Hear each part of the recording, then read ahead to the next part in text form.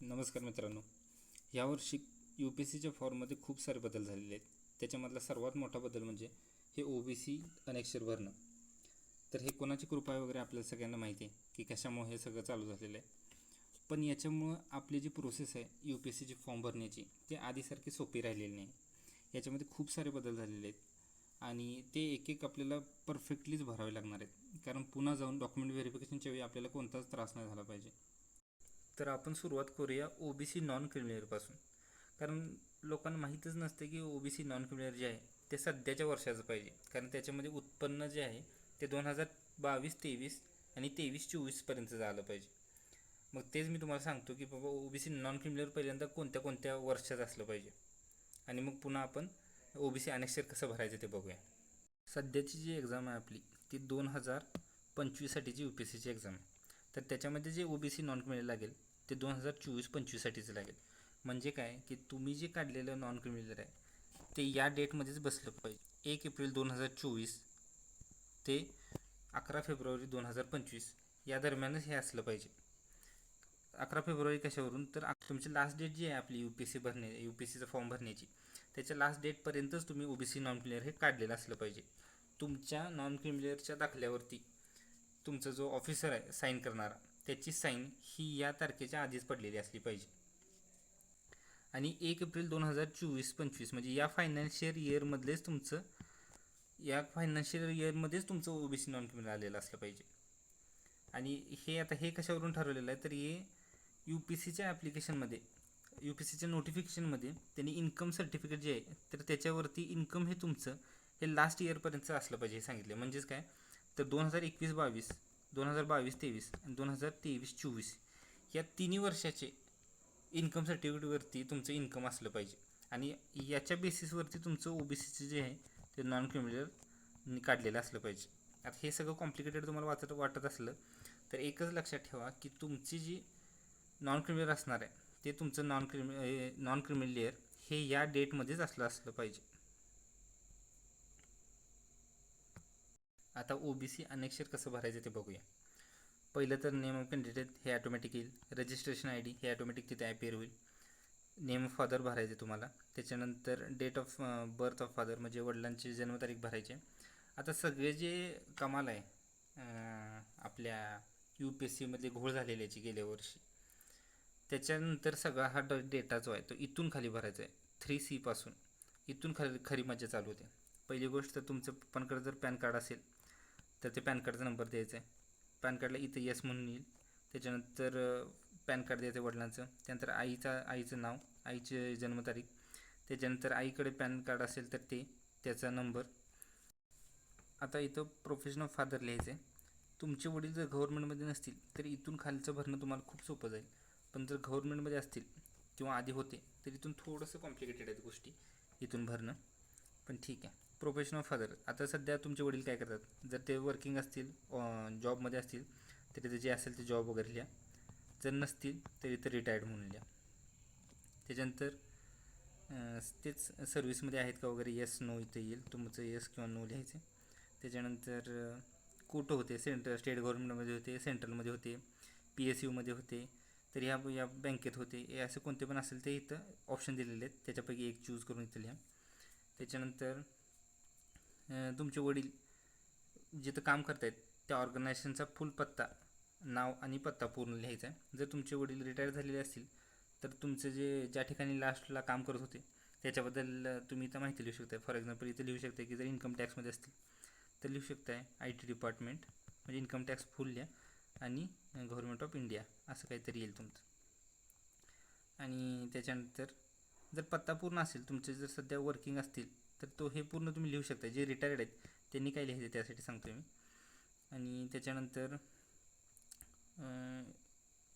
तुमच्या वडिलांचं कसं अपॉइंटमेंट झालं, तर डायरेक्ट रिक्रुटमेंट होती तर येस नो म्हणा. इथं कशी झाली ते सांगा. आणि कॉन्ट्रॅक्ट बेसिसवर होते की डायरेक्ट रिक्रुटमेंट झाली होती की काय, कोणत्या प्रकारे आले होते. ऑदर असेल तर ऑदर लिहा इथं. त्याच्यानंतर कोणते ग्रुप ऑफ पोस्ट, म्हणजे ए होती, ग्रुप ए, ग्रुप बी, कोणत्या सर्व्हिसेसमध्ये होते.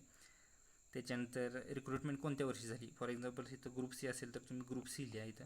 आणि कोणत्या इयरमध्ये झाले, फॉर एक्झाम्पल 90मध्ये झाले किंवा 80मध्ये तुमच्या सर्व्हिसला लागले तर इथं 1980 लिहा.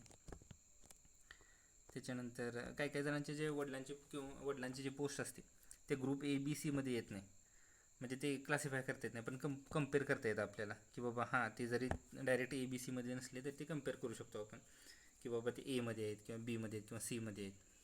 जर तसं असेल तर कम्पेरेबल करा, इथे येस करा आणि त्याच्याबद्दलचा जो पुरावा आहे तो पुरावा द्या. किंवा तुम्हाला डायरेक्ट माहीत असेल तुमचे वडील ग्रुप Cमध्येच होते किंवा ग्रुप Bमध्येच लागले होते तरी ते डायरेक्ट इथं नो म्हणा, मग पुढचं काही सुद्धा डिटेल तुम्हाला भरायला लागणार नाही. त्याच्यानंतर एम्प्लॉयमेंट डिटेल्स लिहायचे, म्हणजे याच्यामध्ये तुम्हाला लिहायचं की बाबा तुमचे वडील केव्हा कोणत्या पोस्टला जॉईन झाले, त्याच्यानंतर पे स्केल काय होता, कशी अपॉइंटमेंट झाली ती, कोणत्या वर्षी लागले होते, आणि त्याच्यानंतर डायरेक्ट रिक्रुटमेंट होती की प्रमोशन होतं की कॉन्ट्रॅक्ट बेसिसवर होते. हे झाल्यानंतर तुमचं नंतर नेक्स्ट पोस्ट कोणती होती, म्हणजे नेक्स्ट प्रमोशन झालं असेल 5 वर्षानंतर तर ते प्रमोशन झाल्यानंतर त्याची पे स्केल काय आली तुमच्या वडिलांची.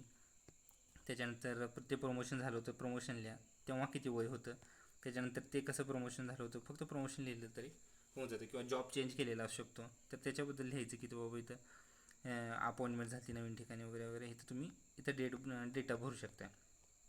त्याच्यानंतर हे तर लिहायचं की बाबा ते वडिलांना रिटायर झाले की रिझाईन केले की टर्मिनेट केलं होतं त्यांना, तर ते सध्या असं हे लिहायचं. रिटायर्ड असेल तर रिटायर्ड लिहा, वर्किंग असतील तर वर्किंग लिहा, किंवा तर जर रिटायर्ड किंवा रिझाईन नसतील आणि वर्किंगच असतील तर इथं वर्किंग फक्त लिहायचं. आणि त्याच्यानंतर विचारले की तुमचे वडील UN IMF वर्ल्ड बँकमध्ये होते का, तर मग त्याच्याबद्दल लिहा की येस होते तर होते किंवा नाही तर नाही लिहा. वारलेत का, येस नो करायचं इथं. त्याच्यानंतर इनकॅपॅसिटेशन झाले का, म्हणजे काय इंजुरी वगैरे होऊन तुमचं काय ह्याच्यात आहेत का, म्हणजे हात वगैरे मोडलं वगैरे असं टाईपमध्ये, तरी येस नो काय असेल ते इथं करायचं. त्याच्यानंतर सर्व्हिसमध्ये असताना इनकॅपॅसिटेशन झालं का, तर त्याच्याबद्दल येस नो करायचं इथं. त्याच्यानंतर कॉन्स्टिट्युशनल पोस्ट होते का, म्हणजे काय की तुमचे वडील पंतप्रधान होते का किंवा तुमचे वडील राष्ट्रपती होते का, उपराष्ट्रपती होते का, अटर्नी जनरल होते का, तुमचा भाऊ स्पीकर होता का तरी असं इथं या ठिकाणी लिहायचं आहे, येस किंवा नो करा. आणि त्याच्यानंतर हेच विचारले की बाबा तुमचे वडील हे कर्नल लेवलला होते का किंवा इक्विलंट पोस्ट होती काय त्याचीच एअरफोर्स किंवा नेव्हीमध्ये, तर हे तिथं लिहायचं आहे. आता हे तुम्हाला माहीत असेल, आता UPSC करणाऱ्यानंतर माहीतच असेल की हे कोणत्या बेसिसवरती हा क्वेश्चन विचारला आहे, हे क्वेश्चन किंवा ग्रुप ABCचा क्वेश्चन कुठून विचारला आहे. माझ्या जसं मला आठवते तुम्ही कमेंटमध्ये पण सांगा, पण जसं मला आठवते दुसरी कोणती केस असेल तरी पण सांगा, पण जसं मला आठवते तर हे इंदिरा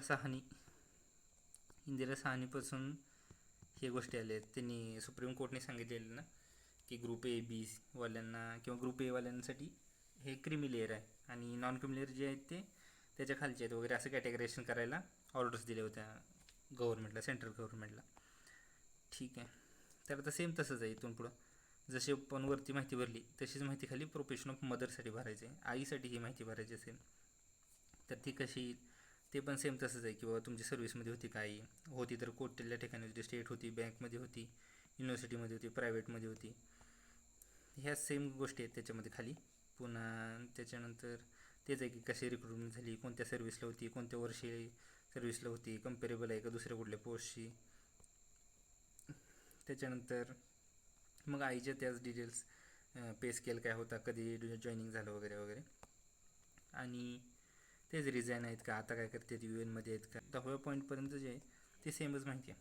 आता त्याच्यानंतर अजून एक ट्विस्ट येतो याच्यामध्ये, हा 11वाचा पॉईंट आहे तो लँडबद्दलचा आहे, तो थोडा कन्फ्युजिंग आहे. तर त्याच्याबद्दल सांगतो थोडंसं की इथं विचारलं की पॅरेंट्स ऑफ द कॅन्डिडेट आणि चिल्ड्रन्स, म्हणजे त्याच्यामध्ये काय सांगितलेलं UPSCने करतं की तुमच्या आईकडं, तुमच्या वडिलांकडं आणि चिल्ड्रनकडं. आता हे चिल्ड्रन तुम्हाला माहीत असेल प्लुरल वर्ड आहे, म्हणजे पूर्ण भावंडांमध्ये किंवा बहिणींमध्ये सगळ्यांची मिळून, आईची आणि वडिलांची सगळ्यांची मिळून किती तुमच्याकडं शेती आहे हे तिथे विचारलेलं आहे. तर तो पूर्ण जो आकडा असेल तुमचा तो काय असेल तो इथं आकडा लिहा, 5, 10, 15 काय असेल तो एकर्समध्ये लिहिलं तर चालतं. एकर्समध्ये जो येईल तो लिहा. आणि एकर्समध्ये आल्यानंतर तो झाल्यानंतर आता इथं विचारलेलं आहे की इरिगेटेड लँड, ती इरिगेटेड लँड किती आहे, म्हणजे बागायती शेती किती आहे तर ती लिहा. अनइरिगेटेड किती आहे ती लिहा. आणि त्याच्यानंतर आता हा एक ट्विस्ट आहे की बाबा इथं विचारले त्यांनी की स्टॅच्युटरी सिलिंग लिमिट तुमच्या एरियामध्ये, तुमचे जे एरिया आहे त्या ठिकाणी कोणते आहे, किती लिमिट आहे तर ते विचारलेलं आहे. तर त्याच्याबद्दल कसं आहे की स्टॅच्युटरी लिमिट जी आहे ही लिमिट घालण्याचा जो हक्क आहे तो सगळा हक्क स्टेट गव्हर्नमेंटला आहे. कारण जो युनियन लिस्ट आहे आपला युनियन स्टेट लिस्ट असते तुम्हाला माहिती आहे शेड्यूल 7नुसारची, तर त्याच्यानुसार हा हक्क जो असतो तो स्टेटला असतो.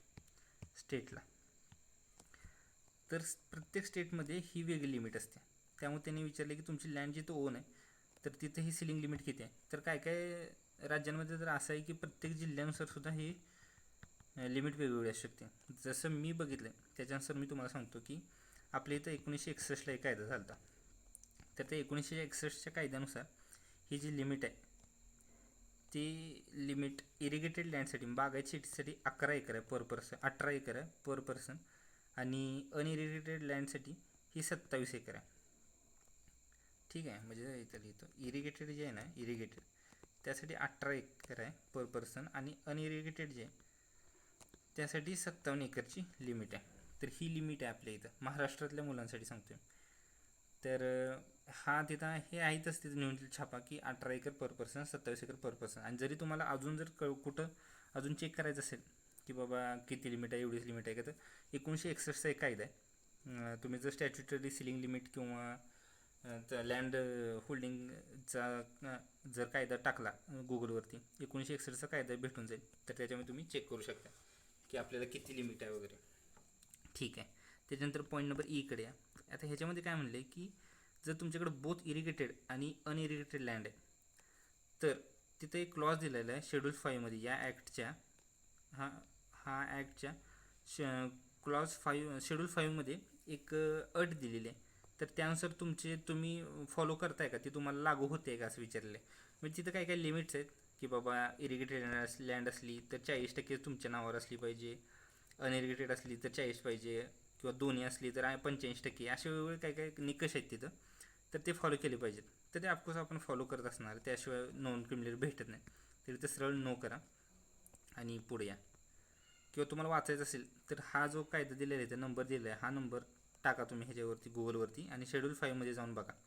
जर मला भेटलं तर मी ह्या मला भेटलेलंच आहे, मला व्हिडिओच्या एंडला मी तो पेज तुम्हाला दाखवतो, त्याचा स्क्रीनशॉट तुम्ही काढून घेऊ शकता. ठीक आहे. त्याच्यानंतर नवीन गोष्ट अशी आहे की ह्याच्यामध्ये की ॲन्युअल इन्कम विचारलेलं आहे लास्ट 3 कॉन्सिक्युटिव्ह फायनान्शियल इयर्सचं. जे नॉन क्रिमिनलसाठी जे होतं तुम्हाला मी सांगितलेलं ते विचारलेलं आहे इथं. तर ठीक आहे, याच्यामध्ये काय विचारलेलं, सॅलरीपासून तुमचं किती इन्कम येते, ॲग्रीपासून तुमचं किती इन्कम येते, अदर सोर्सेस आहेत का त्याच्यापासून किती इन्कम येते, तुम्ही ITR फाईल करताय का, लास्ट 3 वर्षाचे करताय का, करत असाल तर येस म्हणा, नसाल तर नो म्हणा. त्याच्यानंतर ते असले तर अपलोड करायला लागते, आपल्याला एक मर्ज करायला लागते फाईल, तिन्हीचे एकत्र करायला लागतात. ऑनलाईनसुद्धा तुम्हाला भेटून जाते. ITRचं जर कोणाला पाहिजे असेल तर तुमचे वडील भरतायत, आणि जर तुम्हाला ITR पाहिजे असेल तर तो ऑनलाईन भेटून जातो IT डिपार्टमेंटच्या वेबसाईटवरती पॅन कार्ड म्हणून काढता येतो. ठीक आहे, आणि त्याच्यानंतर तो सबमिट करता येतो. सध्या जर तुमच्याकडे नसेल तर ते म्हणतात की जेव्हा तुमचं इंटरव्ह्यू असेल तर त्यावेळी तुम्ही ही घेऊन जायचे, ते ITR घेऊन जायचे तिथं सबमिट करण्यासाठी. ठीक आहे, त्याच्यानंतर सेम आईसाठी तेच विचारलेलं आहे, हे वडिलांसाठीच होतं. आणि आता हे जे ते 13वा पॉईंट तो आईसाठी सेम आहे, सॅलरी किती, म्हणजे सॅलरीपासून किती इन्कम आहे, ॲग्रीपासून किती, सोर्सेस अदर सोर्सेसपासून किती आहे, मग ITR फाईल करतात का वगैरे वगैरे ह्या माहिती आहेत. आणि त्याच्यानंतर अदर वेल्थ काय काय विचारले वडिलांची. आणि त्याच्यानंतर ते जर तुम्ही वेल्थ तुमचे वडील हेल्ड करत असतील तर ती हे वेल्थ टॅक्सपेक्षा जास्त आहे का, लिमिट त्यांची जी लिमिट घालून दिली आहे त्याच्यापेक्षा जास्त आहे का, तर ऑफकोर्सच नसणार आहे, नाहीतर आपल्याला नॉन क्रिमिलियर कसं बसून भेटणार. त्याच्यानंतर जी काही वेल्थ आहे त्याचं डॉक्युमेंटरी प्रूफ द्या वगैरे म्हणलेलं. तर हे असं आहे तुमचं OBC नॉन क्रिमिलियरचं अनेक्षर भरणं. तर तुम्हाला याच्यामध्ये काय अजून शंका असेल तरी मला सांगा. थोडंसं कॉम्प्लिकेटेड झालेल्या आहेत गोष्टी, परंतु चेक करत करत भरा, कारण इथं चुका झाल्या तर पुन्हा मेन्स नंतर तुमचा टाईमपास व्हायला नको, आणि किंवा डॉक्युमेंट व्हेरिफिकेशनच्या वेळी तुम्हाला जास्त लोड यायला नाही पाहिजे. तर त्यासाठी आत्ताच गोष्टी थोड्याशा काळजीपूर्वक भरा आणि चेक करा, सर्च करा. मी लास्टला या व्हिडिओच्या ते शेड्यूल 5 जे आहे तुम्हाला जर बघायचं असेल तर ते टाकतो, किंवा तुम्ही हा जो आहे कायदा तो सर्च करू शकता, तुम्हाला भेटून जाईल लगेच, तरीसुद्धा मी टाकतो. आणि तेच आहे, बरोबर भरा. आणि सर्वात महत्त्वाचं म्हणजे ते नॉन क्रिमिनलचे जे फायनान्शियल इयर्स आहेत ते सर्वात महत्त्वाचे, ते नीट तुम्ही चेक करा की तुमचं 1 एप्रिल 2024 नंतरचंच आहे आणि 11 फेब्रुवारी 2025च्या आतलंच आहे. याच रेंजमधलं तुमचं नॉन क्रिमिनल असलं पाहिजे. ठीक आहे. तर ही अशी सगळी माहिती आहे. तुम्हाला काही जरी शंका असली तर कमेंट सेक्शनमध्ये टाका, मी ट्राय करतो सॉल्व करण्याची. थँक्यू. तर हे शेड्यूल 5 आहे आणि त्याचे हा क्लॉज ए, हा क्लॉज बी, हाच विचारला आपल्याला clause B sub clause A. तर हा वाचून घ्या ज्याला शंका येतो आणि मग त्यानुसार येस और नो करा तिथं.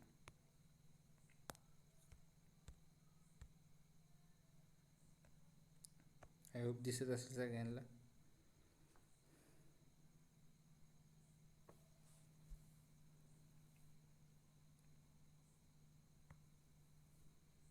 याचा स्क्रीनशॉट घ्या. Okay, thank you.